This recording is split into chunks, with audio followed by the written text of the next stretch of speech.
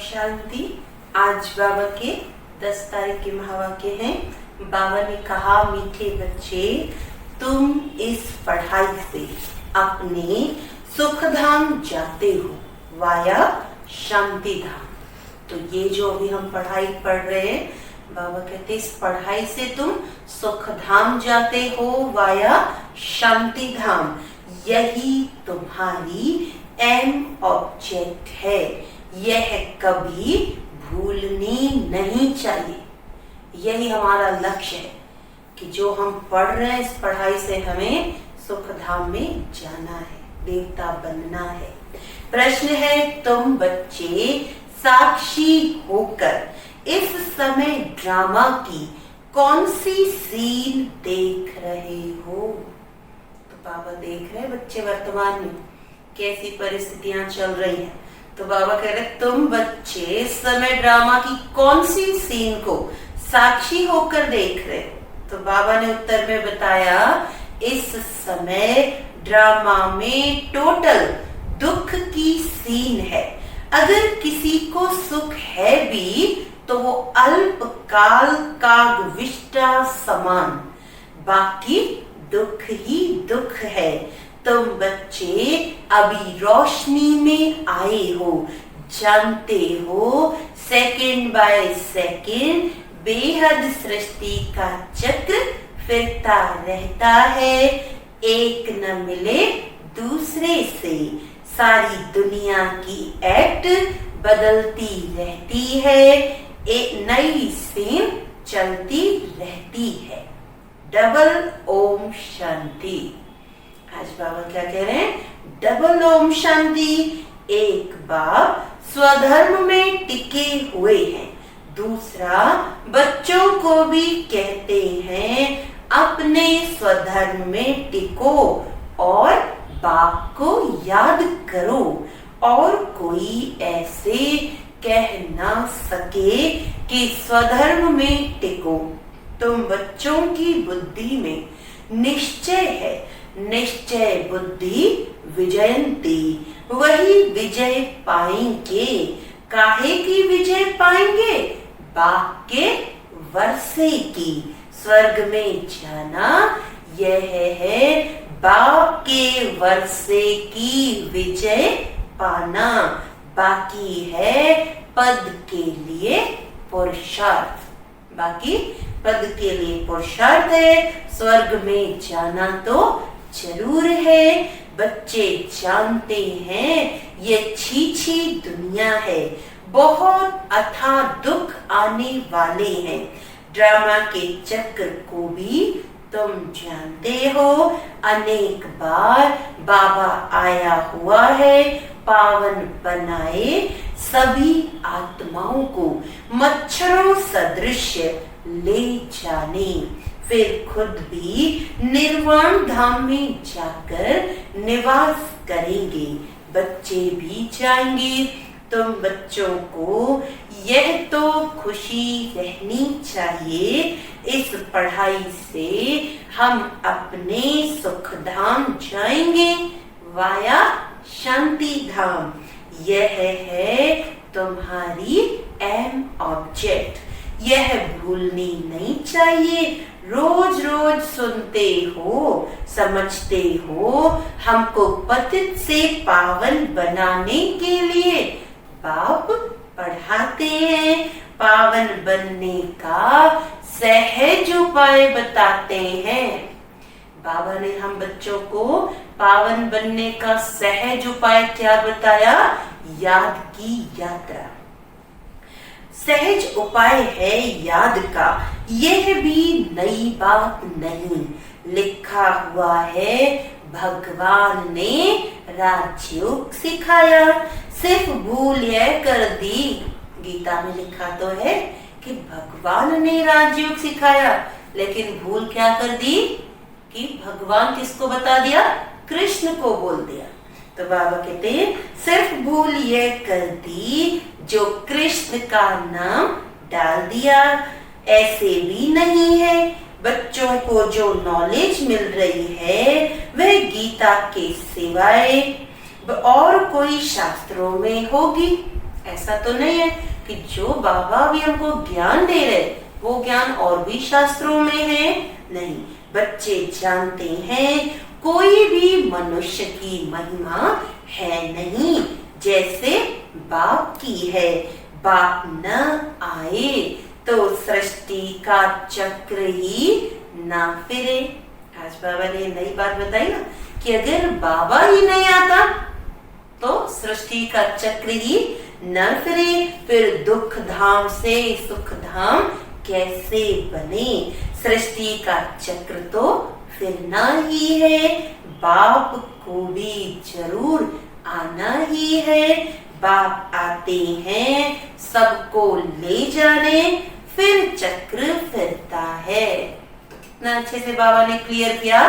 बाबा आते हैं, आत्माओं को पावन बनाते हैं, सबको ले जाते हैं, तो फिर चक्र फिरता है। बाप ना आए तो कलयुग से सतयुग कैसे बने। बाकी यह बातें कोई शास्त्रों में नहीं है, राजयोग है ही गीता में। अगर समझें भगवान आगू में आया है तो एकदम भागे मिलने के लिए। सन्यासी भी चाहते तो है ना कि भगवान से मिले, पतित पावन को याद करते हैं वापस जाने के लिए। अभी तुम बच्चे पद्मा पदम भाग्यशाली बन रहे हो, वहां अथाह सुख होते हैं। नई दुनिया में जो देवी देवता धर्म था वह अभी नहीं है। बाप दैवी राज्य की स्थापना करते ही हैं ब्रह्मा द्वारा। यह तो क्लियर है, तुम्हारी एम ऑब्जेक्ट ही यह है, इसमें संशय की बात ही नहीं है। आगे चलकर समझ ही जाएंगे, राजधानी जरूर स्थापन होती है। आदि सनातन देवी देवता धर्म है। जब तुम स्वर्ग में रहते हो तो इनका नाम ही भारत रहता है। फिर जब तुम नरक में आते हो तब हिंदुस्तान नाम पड़ता है। देखो जगह वही सेम स्थान, लेकिन स्वर्ग में तो भारत है, नरक में तो हिंदुस्तान नाम हो गया। यहाँ कितना दुख ही दुख है, फिर यह सृष्टि बदलती है। फिर स्वर्ग में है ही सुख धाम। यह नॉलेज तुम बच्चों को ही है। दुनिया में मनुष्य कुछ भी नहीं जानते। बाप खुद कहते हैं अभी है अंधियारी रात, रात में मनुष्य धक्के खाते रहते हैं। तुम बच्चे रोशनी में हो, यह भी साक्षी हो, बुद्धि में धारण करना है। सेकंड बाय सेकंड बेहद सृष्टि का चक्र फिरता रहता है। एक दिन न मिले दूसरे से, सारी दुनिया की एक्ट बदलती रहती है, नई सेन चलती रहती है। इस समय टोटल है ही दुख की सीन। अगर सुख है तो भी कागविष्टा समान, बाकी दुख ही दुख है। इस जन्म में करके सुख होगा, फिर दूसरे जन्म में दुख। अब तुम बच्चों की बुद्धि में यह रहता है, अभी हम जाते हैं अपने घर, इसमें मेहनत करनी है। किस बात की मेहनत करनी है? बाबा कहते तुम्हें मेहनत करनी है पावन पवित्र बनने की। श्री श्री ने श्रीमत दी है, श्री लक्ष्मी नारायण बनने की। बैरिस्टर मत देंगे, बैरिस्टर भव। अब बाप भी कहते हैं श्रीमत से यह बनो। अपने से पूछना चाहिए मेरे में कोई अवगुण तो नहीं है। इस समय गाते भी हैं। क्या गाते हैं इस समय? कि मुझ निर्गुण हारे में कोई गुण नहीं, आपे ही तरस परोई। तरस अर्थात रहम। बाबा कहते, बच्चे मैं तो किसी पर रहम करता ही नहीं हूँ। रहम तो हर एक को अपने पर करना है। ये ड्रामा बना हुआ है। बेरहमी रावण तुमको दुख में ले जाते हैं। यह भी ड्रामा में नूंद है। इसमें रावण का भी कोई दोष नहीं। बाप आकर सिर्फ राय देते हैं, यही उनका रहम है। बाकी यह रावण राज्य तो फिर भी चलेगा। ड्रामा अनादि है, न रावण का दोष है न मनुष्यों का दोष है। चक्र तो फिर ना ही है। रावण से छुड़ाने के लिए बाप युक्तियां बताते रहते हैं। रावण मत पर तुम कितना पाप आत्मा बने हो। अभी पुरानी दुनिया है, फिर जरूर नई दुनिया आएगी।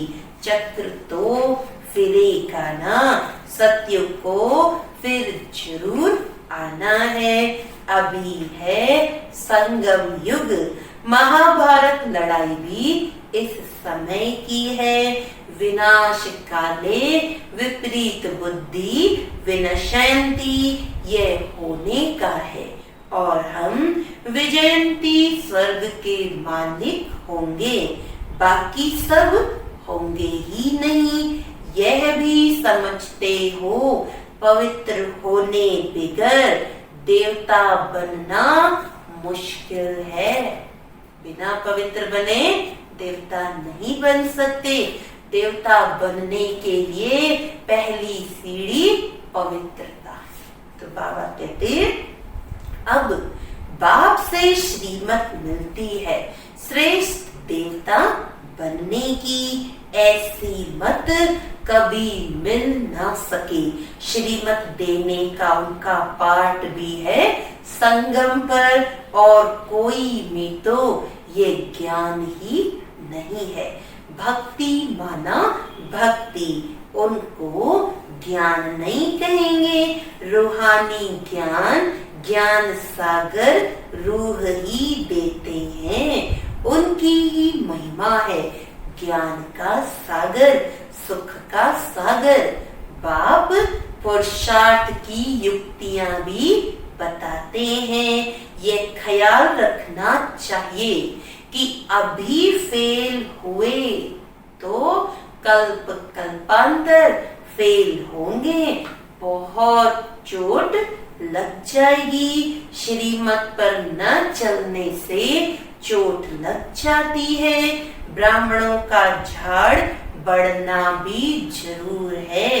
इतना ही बढ़ेगा जितना ब्राह्मणों का झाड़ कितना बढ़ेगा, जितना देवताओं का झाड़ है। जितने सत्युग के लिए देवता चाहिए, उतने ही संगम युग पर ब्राह्मणों का झाड़ बढ़ेगा।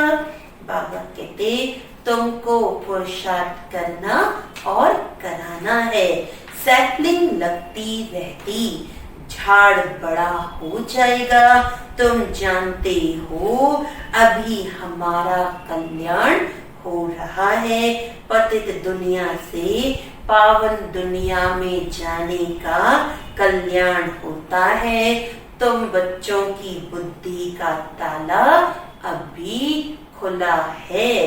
बाप बुद्धिवानों की बुद्धि है ना, अभी तुम समझ रहे हो, फिर आगे चल देखना कि किस किस का ताला खुलता है। यह भी ड्रामा बना हुआ है, फिर सत्युग से रिपीट होगा। ये ड्रामा चलता रहता, फिर सत्युग से रिपीट होगा। लक्ष्मी नारायण जब तख्त पर बैठते हैं तब संवत शुरू होता है। तुम लिखते भी हो 1 से 1250 वर्ष तक स्वर्ग। कितना क्लियर है। कहानी है सत्यनारायण की, कथा अमरनाथ की है ना। तुम अभी सच्ची सच्ची अमरनाथ की कथा सुनते हो, उसका फिर गायन चलता है। त्योहार आदि सब इस समय के हैं। नंबर 1 पर्व है शिव बाबा की जयंती। कलयुग के बाद जरूर बाप को आना पड़े दुनिया को चेंज करने।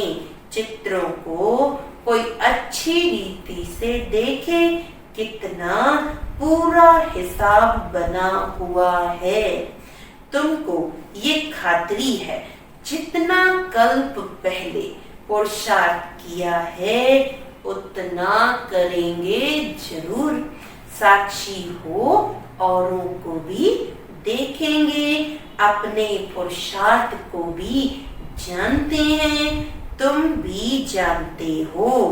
स्टूडेंट अपनी पढ़ाई को नहीं जानते होंगे। स्टूडेंट है तो अपनी पढ़ाई को तो जानते हैं।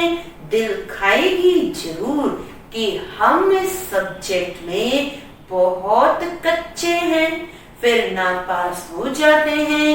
इम्तिहान के टाइम जो कच्चे होंगे उनकी दिल धड़कती रहेगी। तुम बच्चे भी साक्षात्कार करेंगे, परंतु नापास तो हो ही गए। कर क्या सकते हैं। स्कूल में नापास होते हैं तो संबंधी भी नाराज, टीचर भी नाराज होता है। फेल हो गया तो उसके रिश्तेदार भी, सब घर वाले भी नाराज, उससे टीचर भी नाराज। कहेंगे हमारे स्कूल से कम पास हुए तो समझा जाएगा टीचर इतना अच्छा नहीं, इसीलिए कम पास हुए। बाबा भी जानते हैं सेंटर्स पर कौन कौन अच्छी टीचर हैं, कैसे पढ़ाती हैं, कौन कौन अच्छी रीति पढ़ाकर ले आती हैं, सब मालूम पड़ता है। बाबा कहते बादलों को लाना है, छोटे बच्चों को ले आएंगे तो उनमें मोह रहेगा। अकेला निकल कर आना चाहिए तो बुद्धि अच्छी रीति लगी रहे। बच्चों को तो वहां भी देखते रहते हैं। बाबा के घर मधुबन में भी बाबा कह रहे बच्चों को ज्यादा साथ में नहीं लाओ, नहीं तो फिर वहां यहाँ पे भी आकर बच्चों में बुद्धि रहेगी। बाप कहते हैं यह पुरानी दुनिया तो कब्रिस्तान होनी है। नया मकान बनाते हैं तो बुद्धि में रहता है ना, हमारा नया मकान बन रहा है।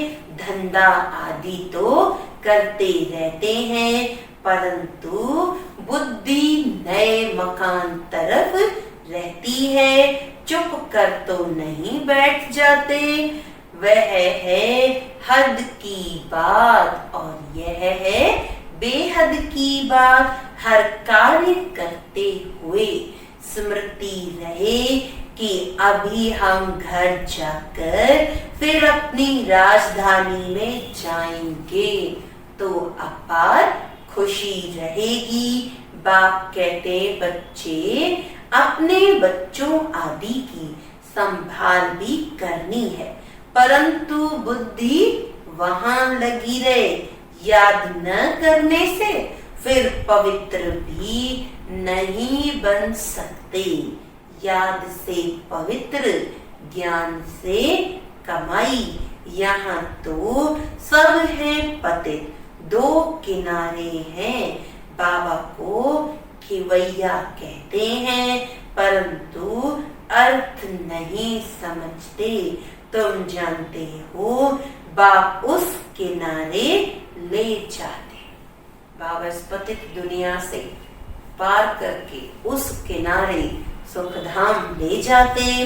आत्मा जानती है हम अब बाप को याद कर बहुत नजदीक जा रहे हैं। खेवैया नाम भी अर्थ सहित लिखा है ना, ये सब महिमा करते हैं। नैया मेरी पार लगाओ, सतयुग में ऐसे कहेंगे क्या? सतयुग में देवता गाएंगे क्या कि नैया मेरी पार लगाओ? वहाँ तो सुख ही सुख है, सब सदगति में है, तो वहाँ नहीं ये गाएंगे। कलयुग में ही पुकारते हैं। तुम बच्चे समझते हो, बेसमझ को तो यहाँ आना नहीं है। बाप की सख्त मना है, निश्चय नहीं तो कभी नहीं ले आना चाहिए। कुछ भी समझेंगे नहीं, पहले तो 60 रोज का कोर्स दो। कोई को तो 2 रोज में भी तीर लग जाता है। अच्छा लग गया तो फिर छोड़ेंगे थोड़ी, कहेंगे हम 7 रोज और भी सीखेंगे। तुम झट समझ जाएंगे कि यह इस कुल का है। तेज बुद्धि जो होंगे वे कोई बात की परवाह नहीं करेंगे। अच्छा, एक नौकरी छूट जाएगी, दूसरी मिलेगी। बच्चे दिल वाले जो होते हैं उनकी नौकरी आदि छूटती ही नहीं है, खुद ही वंडर खाते हैं। बच्चियां कहती हैं हमारे पति की बुद्धि फेरो। बाबा कहते हैं मुझे मत कहो। कई कहते हैं ना माताएं, दीदी योग करो, हमारे उसके लिए योग करो, वाइब्रेशन जरूर देंगे, लेकिन ये तो हमें अपने योग बल से सारे हिसाब किताब चुकतू करने हैं। तो बाबा कहते हैं मुझे मत कहो, तुम योग बल में रह फिर बैठ ज्ञान समझाओ। बाबा थोड़ी बुद्धि को फेरेंगे, फिर तो सभी ऐसे धंधे करते रहेंगे। जो रस्म निकलती है उसको पकड़ लेते हैं। कोई गुरु से किसको फायदा हुआ सुना तो बस उनके पीछे पड़ जाते हैं। नई आत्मा आती है तो उनकी महिमा तो निकलेगी ना, फिर बहुत फॉलोअर्स बन पड़ते हैं। इसीलिए इन सब बातों को देखना नहीं है, तुमको देखना है अपने को। हम कहाँ तक पढ़ते हैं यह तो बाबा डिटेल में जैसे चिट चैट करते हैं। बाकी सिर्फ कह देना बाप को याद करो, यह तो घर में भी रह कर सकते हो। लेकिन ज्ञान का सागर है तो जरूर ज्ञान भी देंगे ना। यह है मुख्य बात, मन मना भव।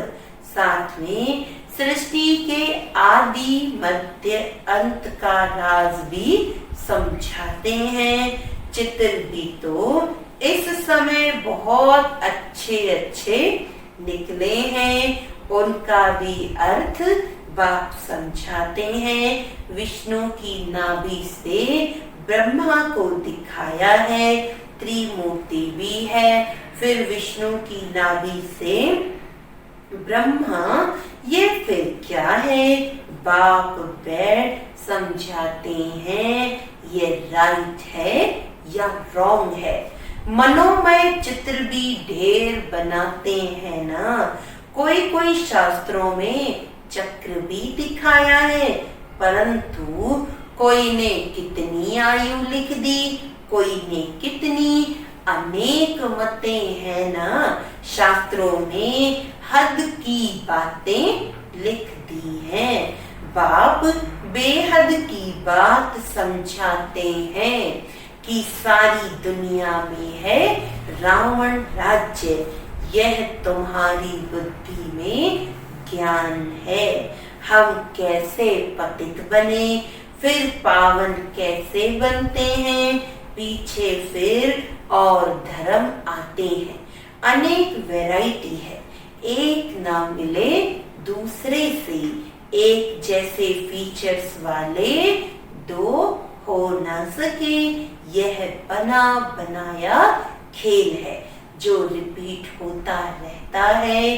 बाप बच्चों को बैठ समझाते हैं, टाइम थोड़ा होता जाता है, अपनी जांच करो हम कहाँ तक खुशी में रहते हैं।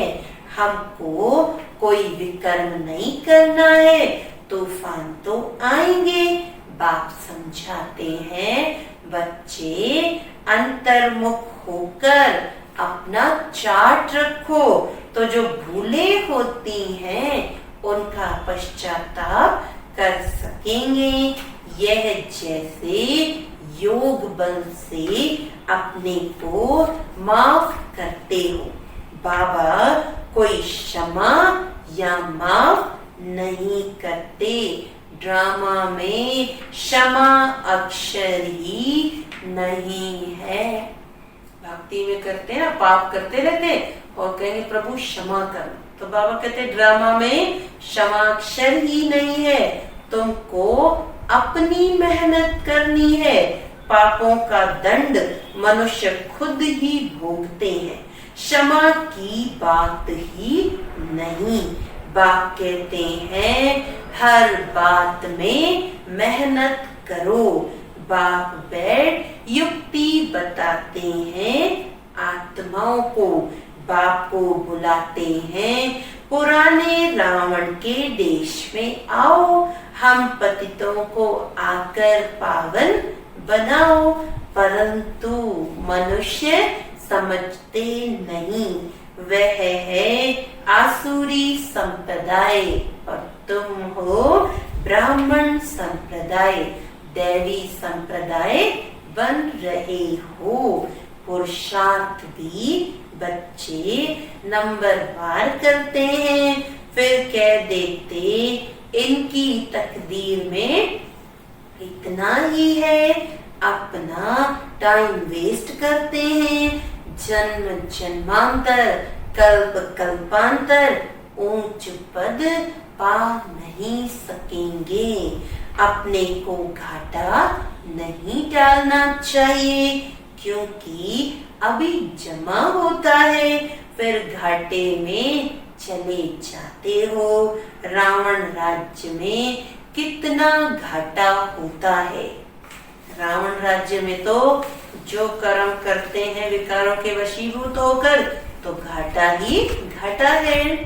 अच्छा, मीठे मीठे सिकिलदे बच्चों प्रति माता पिता बाप दादा का याद प्यार और गुड मॉर्निंग।